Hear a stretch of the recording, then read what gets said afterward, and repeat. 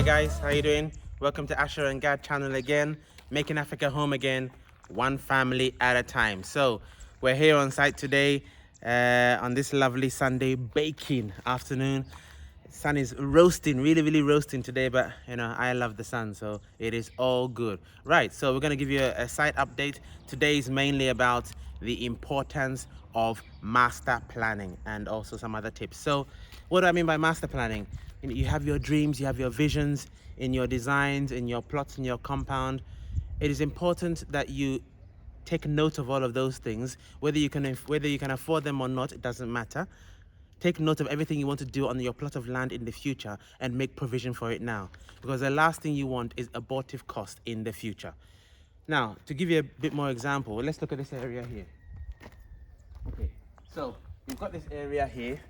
This area is going to be for our, if you like, our boys' quarters, outhouse slash security building. Right now, we're not necessarily doing that at this moment in time, but we know we've planned the building out already. We know there's going to be a number of showers in there. There's going to be a number of toilets in there. What we need to do at this moment in time is lay all the pipes, lay all the drainage and wastage pipes from that area under the ground and connect it into the septic tank, which is behind us, right? Because the last thing you want, the very last thing you want, is to pave all this area nicely, pave it all up, not think about the services that are needed from this area here, and in the future have to dig up your pavement to put the pipes under the ground. That would be a horror show and a nightmare. So make provision now. There's going to be lighting and sockets in that area as well. We have lighting on the wall, so I can easily extend the circuit into the boys' quarters. There's going to be sockets as well there. Again, I can easily extend the circuitry into the boys' quarters area as well. So I've master planned all that out, no issues whatsoever. So that's the next stage of work we're going to be doing, laying all these pipes. In this area here, we are our dream by the grace of Jehovah is to have a swimming pool in that area there. So for that to happen, we need to extend the water pipes from the borehole. We need to extend it towards the back of the fence wall and then run along. And we've planned it all out. A swimming pool needs a different type of filtration system as well. So there needs to be a water connection to that filtration system, and it has its own pumps, and it just circulates the water in the swimming pool. So we're going to make provisions for all of that in the ground, so that in the future it doesn't become a headache if you want it. Now, you dream big. You always dream big. It doesn't matter whether you can afford it at this moment in time or not. Dream big. Believe that if you can't afford it now, you can afford it in the future. But dream big and plan big. You know, whether it happens or not doesn't matter. At least, by the grace of Jehovah, it happens. Then you've made all the right provisions without any headaches. So that's what master planning really is about. Sit down, look at your plot, think about what you want to do in the future, and make provisions today. Another example of master planning is, I'll cover the electrical switching in a different video. I've done an electrical design which is quite unique. Even the electrician said he struggled to understand it, but he got it in the end. But it's quite unique in the sense that it allows us to minimize our impact to all the doom saw and the light off we keep on having, just to minimize that impact. We have the 3 phases coming in, we have a multitude of changeovers, and also we can have a supply from a generator. If the mains goes off, we can have a supply from a solar PV system. And obviously, if we lose one phase, the entire house is still on. If we lose 2 phases, the entire house is still on.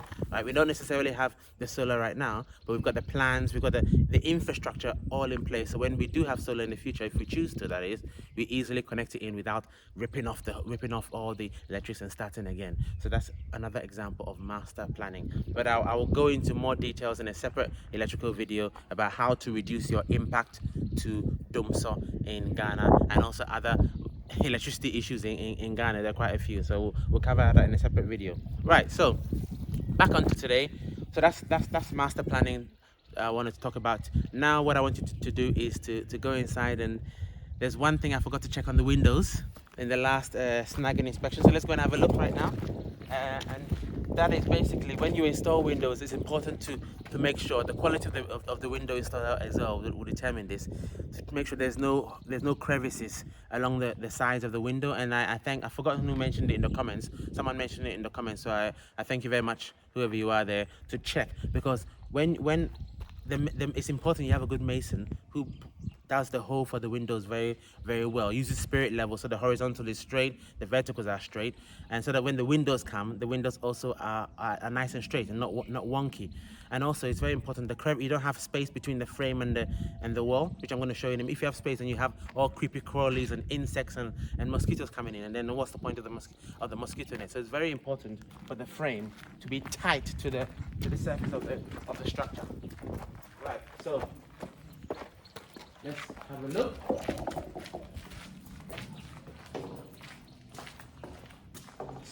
So guys, for example, we have an example here. It's a lovely example. What I mean is, here, if you just zoom in here, baby, you see here that there is no gap between where my fingers are. There is no gap between the frame of the window and the structure. No gap whatsoever. It's all completely sealed off. Yeah, no gap. That where my finger is there is completely sealed off, which is fantastic. Sealed off there. I put my hand there on the side here, also sealed off on the sides as well, which is perfect. So that's another thing, guys. When you're going through your snagging, you are checking to make sure the window opens and closes correctly. As you saw in the other video, you're checking to make sure the window locks, self-locking mechanism as it's supposed to do. Checking the mosquito net is opening and closing correctly, and checking that there are no gaps around the frames of the windows, so you don't defeat the purpose of your mosquito net and you don't get any other nasty creepy crawlies coming into your building. So that's good. That's great. All right, so let's now go on to the roof. Let's give you an update on Sofami, the notorious Sofami. And well, you know, when it comes to in fact, Crystal reminded me of something here before we go to Sofami. This is our atrium. And we thank Jehovah Almighty for the lovely sun that's coming through. Yeah, this is the sunlight that we love. We really love to have in our house, and especially doubly important when you have tinted windows. So you have to try and balance it with a bit of natural light coming into your home. Because if you have the tinted windows, and depending on your painting, obviously as well, you may end up having a very dull internal environment, which is not good at all. So with our atrium sunlight, with the crystal ones, you know, white walls typically, I think, with the grey sort of, I think, tint to it. Why are you giving everything away? Okay, well, you haven't decided. Yeah, okay, well, guys, we'll see how that goes. Anyway, depending on your painting and the sunlight coming in your tinted windows, you have to take that all in mind, put that all together to understand, so that the inside of your house is not dull. Sometimes you go into some Ghana homes, you go in there, my God, it's so dull, it's so dark in there, dark and dingy. I do not like dark and dingy environments at all. It's really annoying. So I'm really happy about that. So for me, wow, you know, they've been hard work. They have been hard work. What can I say? I'm just glad that they didn't do my windows, and they're not doing anything else. The atrium, I think we're getting there now. If you look at the previous video, and I'll link that in at the end of this video, they didn't install it correctly. They've come back a couple of times, been leaking a couple of times, but now I've got them to remove it all and install it exactly as the drawing, the agreed drawing. It is now beginning to look okay. We're gonna go up and show you the updated. They're about 99% done, so they're gonna finish that, and then we'll do a water test. And hopefully have some rain as well. I probably need to go and buy a hose to test it. But let's go and have a look. Wonderful. Some exercise. Oh, someone was saying, oh, you've got all these stairs. What about when you get older? It's going to impact your knees. Are you sure you're going to be able to climb? Well, it's all right. It's not that many stairs. There's only 16 stairs per flight. No, well, 16 stairs from the ground to the first. And I think from the first to the roof, well, let's count it now and see. So you've got 1, 2, 3, 4, 5, 6.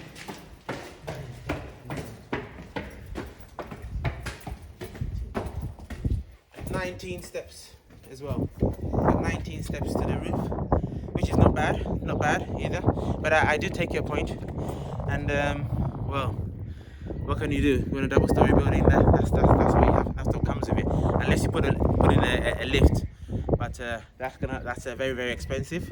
Obviously, if you can afford it, then that's fine. For older age, you can account for that in your building design, put in a lift. But A, very expensive, and 2, maintenance. One thing in Ghana is the maintenance culture isn't great. It isn't really great at all. I guess you need to have a search around to find. I'll give you an example. I was in a taxi the other day, and the driver was telling me a story about one of the stadiums in Accra. I think the previous government had a plan or budget in place to construct the stadium. They did it, and it was very nice. I think a foreign company did the construction, right? And a couple of years later, things began to fall apart. All the services began to fall apart, and the next government came in. They were blaming the previous government, and then it went around in circle, became a big thing. They ended up going back to the company, and the company just said, "Well, sorry guys, you haven't maintained your air conditioning, you haven't maintained your electrical system, you haven't maintained it for the past 3-4 years it's been installed." And the case was over in an instant. The government couldn't do anything. How embarrassing. It's a bit like being in a fight with Mike Tyson. You throw another balls, throw another punches, and Tyson just standing there, just a boom, that's it, knockout.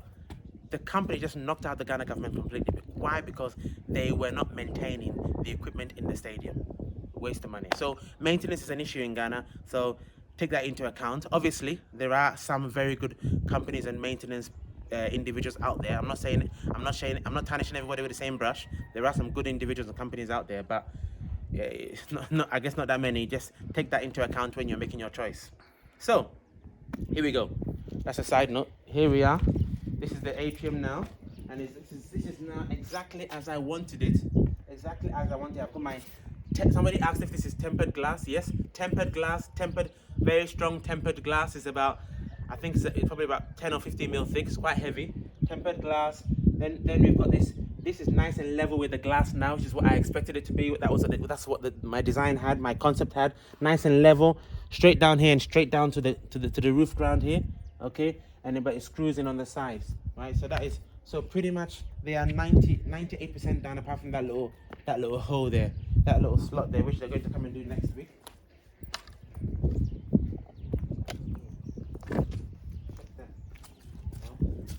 Apart from this little slot here, which will be done next week for us. I think they run out of material, but that'll be done next week, which is fine as well. Absolutely fine. Okay, good. Just baby, watch out for the roofing sheets. That has to be changed. All right, let's now go down. Okay. All right, guys, babes. I'm gonna talk about the towels. Our towel day yesterday. You wanna let me tell the guys how you started your day. Give all the praises to Yehovah Almighty and how we went on. Oh, hi guys. Yesterday was a very interesting day for us. We went to Palace Home, was it not? Palace Home Decor. Palace Home Decor to pick up Spintex Road, yeah. Yes, because we had already seen some tiles we loved, and we went to pick up the tiles. But before then, we had a very lovely time with the Most High in the morning. Yes, we prayed and Shabbat, sang hymns, and dedicated our day to the Most High. And we wanted him to be in charge, and of course he was. So we went to Palace Home Decor for tiles. We had already seen some time back, and obviously quite expensive. And we met some of our subscribers. Yeah, shout out to Nadia and her husband. Hi, Nadia. Yes, sorry, forgotten her husband's name, but that was a nice surprise to see one of our subscribers. It really was. Yeah. So awesome, thank you awesome. so much. Yeah. Okay. So after we looked at the tiles, and they didn't have what we wanted and what we had already asked them to preserve for us, isn't it? Yeah. Yes. They didn't have it. None of them was in stock. That's another thing, availability. When you're buying tiles, you need to check the availability. You may buy tiles today, and the next 3-4 months is out of stock, not available. So you either you have to buy to account for the area of your house, add a little bit of for wastage, because as they're cutting the tiles, there's a little bit of wastage, and add maybe a box or two as spare for the future. Not too many, but just in case, because sometimes the designs go out of stock and then it's messed up. Yeah, we weren't very happy with it. In particular, I wanted those particular tiles because they're just beautiful. We chose them together. I chose them actually. Yeah. So I felt really bad, but Kingsley called our building guy, isn't it? Yes, exactly. Mr. Montari. Yeah. And then he gave him a number of some guy's number. Yes. To call, saying that the guy will have good tiles, same as the ones we seen at Palace Home Decor. Yeah. But the prices, he said, would be kind of much cheaper. Yeah.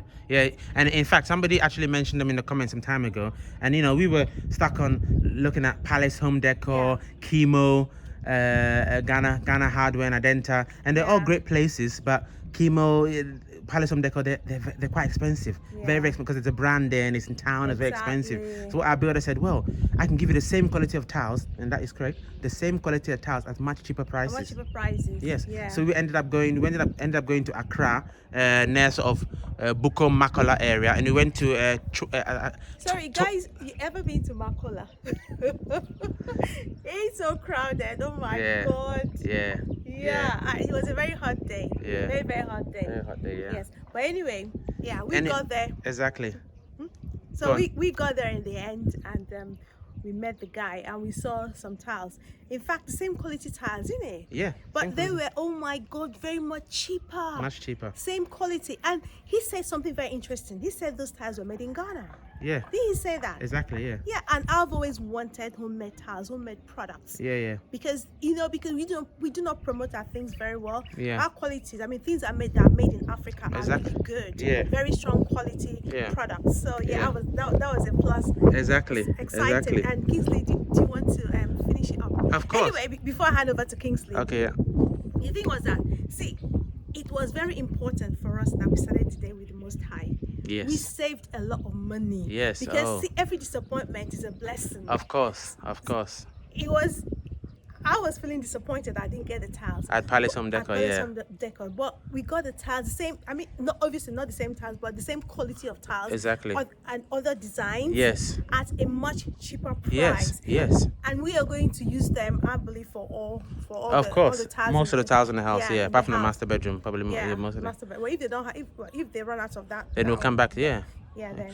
So guys, basically this was a company called, I don't know if how to pronounce it, Twyford or Twyford, whatever, TWYFORD is in English. Yes. I can't remember. Anyway, however you pronounce this, I'll put a picture on your screen for you. And basically, in comparison to we saved about £350. Yes, we did. £350 compared to the Palace Home Decor prices. Can you imagine? Can you imagine that? I was over the moon. So was Kay. Was over the moon.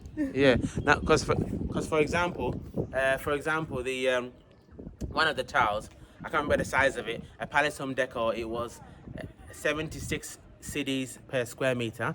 The same tile, same quality, same thickness grade, was 59 cedis per square meter where we bought it yesterday at Twyford, right? And another smaller tile that we wanted to buy at Palace Home Decor was about 52.5 cedis per square meter, and then it was 36 cedis per square meter at Twyford. So it was just great. It was great. No brainer, good quality, same type of tile, made in Ghana. So that's great. We're feeding back into the economy, helping local businesses, flourish, flourish, get more profitable, who hopefully can also retain their employees. So train other people as they go along, and that's how the economy rises and rises and rises, country to country, all over the African continent. That's what we need. Make Africa home again, one family at a time. Come back home, be professional, help the local businesses where you can. Obviously make sure that they're giving you quality. You don't if they're not giving you quality, then obviously go elsewhere to the other big brands, what have you. But so for me, has definitely showed us that it's not always about the big companies. You just compare both of them, compare the pros and cons, and see how you go. Awesome. And also, the guy's customer service was brilliant. That's one of the things I look out for when I'm purchasing from somebody. Naturally, when I come to you and you don't give me that great customer service, or you make me feel bad for spending my money, I'm gonna walk away quietly. That's what I do. But the guy's customer service was brilliant, excellent. He helped us to get those the tiles inside the, what do you call it? Is it a lorry?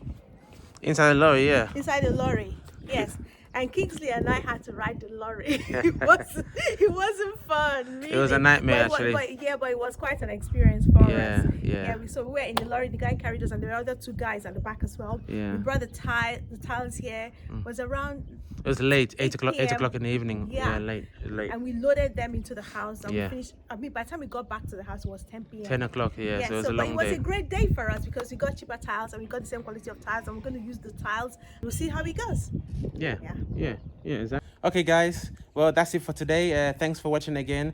This site update on this lovely Sunday afternoon. Don't forget, making Africa home again, one family at a time. So from you, it's Kemesia. Guys, Yebeshia. See you next time.